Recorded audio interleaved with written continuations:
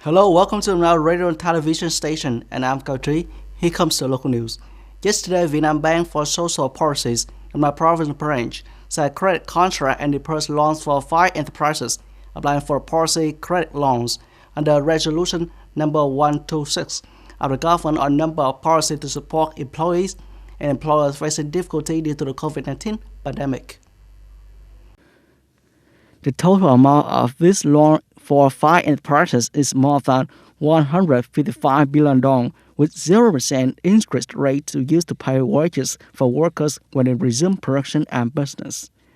Among these, Taiwan Vina Joint Stock Company was approved to borrow nearly 132 billion Vietnam dong. This is also the first enterprise in Đồng Nai to borrow over 100 billion Vietnam dong from this support package. According to the Provincial Bank for Social Policies, now with the government issuing Resolution number 126, which has abolished many regulations, the number of enterprises registered and are eligible for disbursement has increased significantly. Accumulated up to now, the Nam province has disbursed for 37 cases of using labor, equivalent to an amount of over 177 billion Vietnam dong, with 0% interest rate to pay wages for nearly 42,000 employees. Đồng Nai World Biosphere Reserve Management Board has just held a conference to review the work in 2021 and 10 years of Đồng Nai World Biosphere Reserve. After 10 years of recognition, Đồng Nai Biosphere Reserve strictly protects the forest area.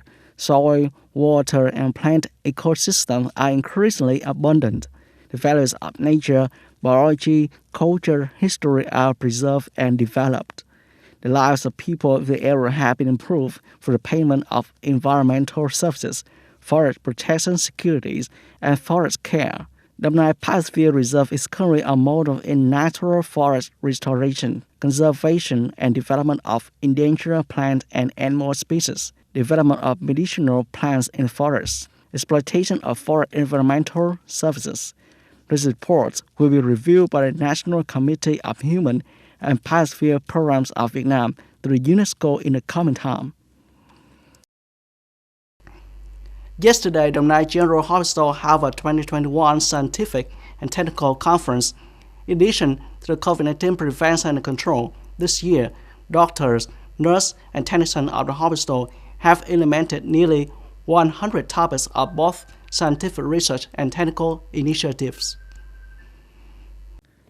According to Dr. Ngô Đức Tuấn, director of the hospital, there are many topics around treatment and care of COVID-19 patients, such as the COVID-19 patient treatment resolve, use of personal protective means of nurses to prevent COVID-19 infection, characteristics and pregnancy outcomes of pregnant women with COVID-19. At the same time, there are many topics on high-tech implementation such as laparoscopic heart surgery and endovascular intervention. There are 20 select topics to report.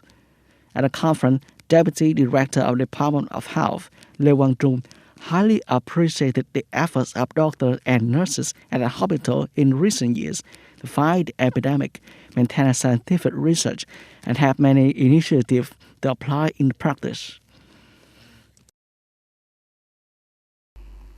French President Emmanuel Macron yesterday defended his decision to visit Saudi Arabia during a tour of the Gulf country, stressing that he has not forgotten the murder of journalist Jamal Khashoggi. Today, Mr. Macron becomes one of the first Western leaders to meet Crown Prince Mohammed bin Salman since journalist Jamal Khashoggi was murdered inside the Saudi consulate in Istanbul, Turkey in 2018. The incident sparked a wave of criticism from the international community. President Macron said that it would be impossible to interact with the region while ignoring Saudi Arabia. Speaking to reporters in Dubai, Mr. Macron said, "Who would have thought that we could help Lebanon and maintain peace and stability in the Middle East if we said that we would not talk to Saudi Arabia, the most populous and powerful nation in the Gulf?" The French president will travel to Saudi city of Jeddah on the Red Sea coast today and then to Qatar. U.S. Deputy Secretary of State Wendy Sherman said on Monday that U.S. and European approaches to China are increasingly convergent and similar. Mrs. Sherman made the remarks at an online joint press conference hosted by Brookings Institution with Stefano Sannino, the Secretary General of European External Action Service.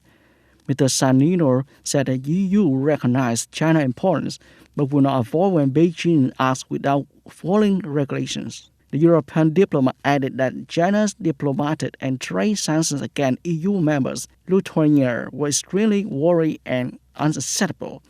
China has now created diplomatic relations with Lithuania and banned custom clearance of goods from Baltic nations after Taiwan opened a representative office in Vilnius last month. That's all for today. Thanks for watching and goodbye.